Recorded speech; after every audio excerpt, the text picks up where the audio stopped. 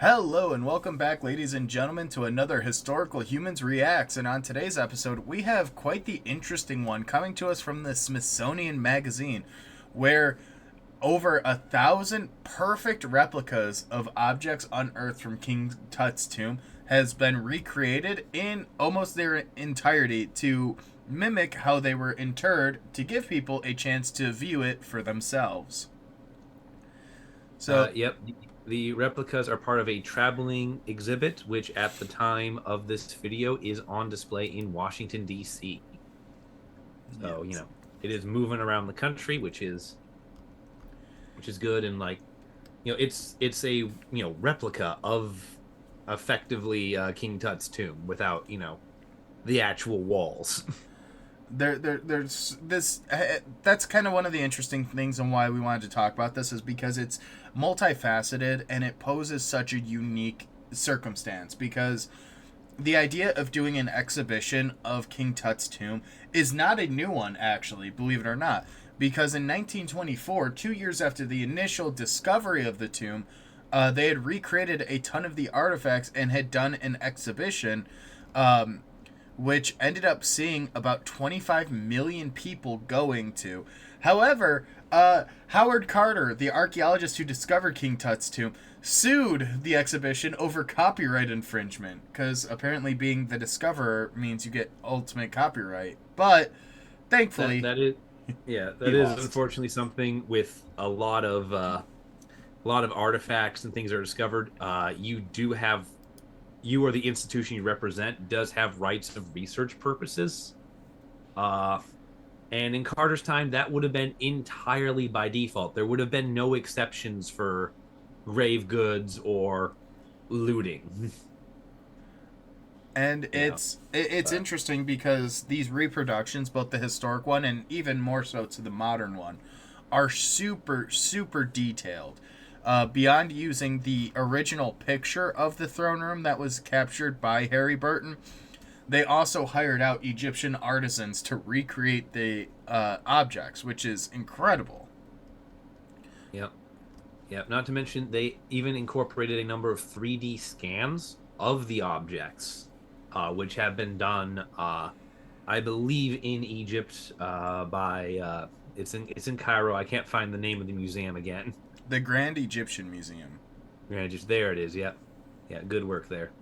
which this poses an interesting conversation and something that has a lot of merit in academic fields nowadays of what is the value of these reproductions, because we've already brushed on ethics, we've already talked about morals, but let's dive into that because when you talk about reproduced artifacts, a lot of times they're being reproduced not for sale but for educational purposes, and there is some educational purposes.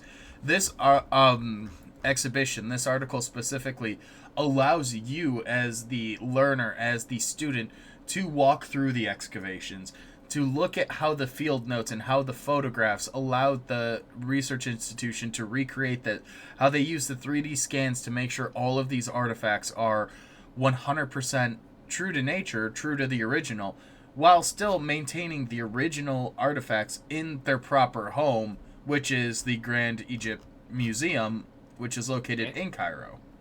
yep, and in proper preservation conditions. There is no photography. There is no outside light. A lot of these objects that we are seeing here would be fairly photosensitive. Photosensitive. I see a lot of cloth in several of these objects here. That would fade. That would wear. The air would eat that. Um, so there's a lot that does for preservation with that, and there's a lot that does for ethical display because as we look through this article and see all the wonderful things they have on display, one of them is a coffin. It's a sarcophagus. There's no human being interred in that. There's no mummy there, so there isn't the ethical the whole shall we say quandary right now because it's not universally accepted of of should we or shouldn't we put this dead human being on display for people to gawk at. You shouldn't, but that's beside the point.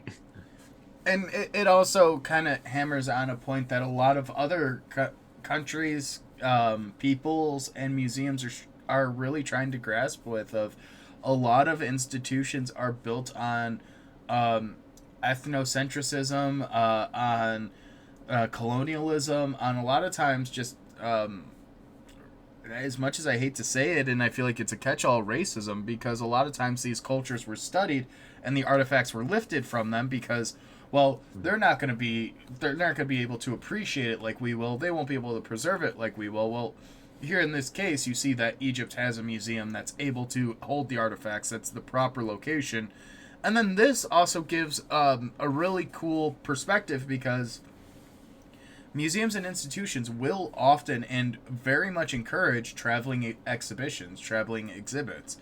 So here's just an example of how we can take something that is so universally well known, something that is so prominent in our field, in history, and allow people all over the world to get to deal with it and get to see it, but without the ethical quandaries, without the issues of transportation. I mean, Oh yeah, um, risk management is a big thing. Like people don't want to loan out a lot of artifacts and whatnot for traveling exhibitions simply because transit leads to breakage. It is an inevitable fact. And here, if something breaks, did we destroy a, what would be 3,300-year-old Voss that is irreplaceable, or did we destroy a replica that we can remake in 2 days? well, and I know we allude a lot to it because unfortunately it was a major event, but a certain mustachioed Austrian man in history made it his mission to collect artworks and historical pieces, many of which are presumed to be destroyed or have never been found. So there's this certain fear of loaning things out to volatile nations or to countries that may become volatile for that purpose again.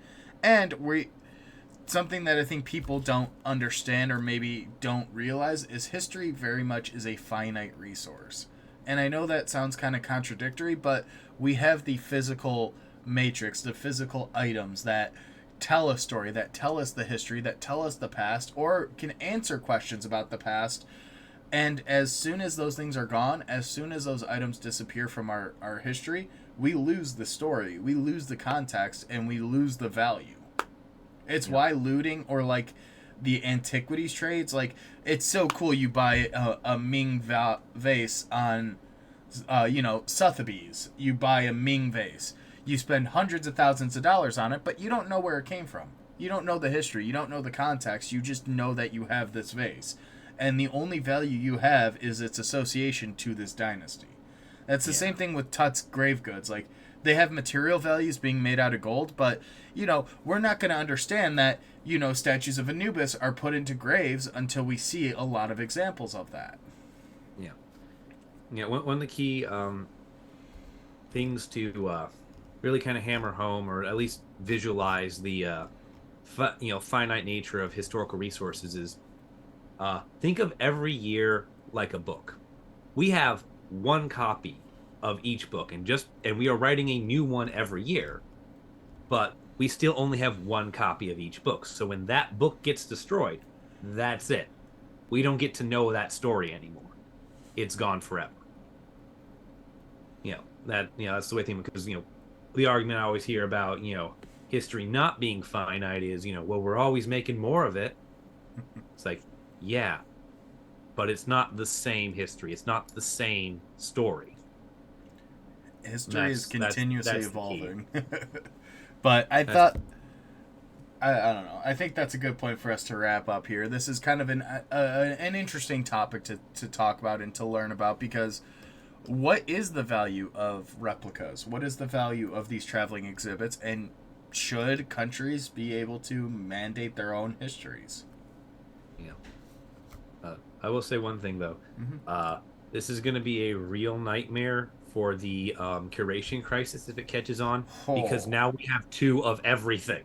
We barely have room enough for one. Now we're going to have two of everything. So that is the downside to this. But I think it's definitely worth the cost. given how much it allows us to do with reduced risk and without major ethical and moral violations, like displaying a dead human who would never have consented to this. Well, and I think you briefly touched on it, but need to highlight more of what's the cost. Yeah.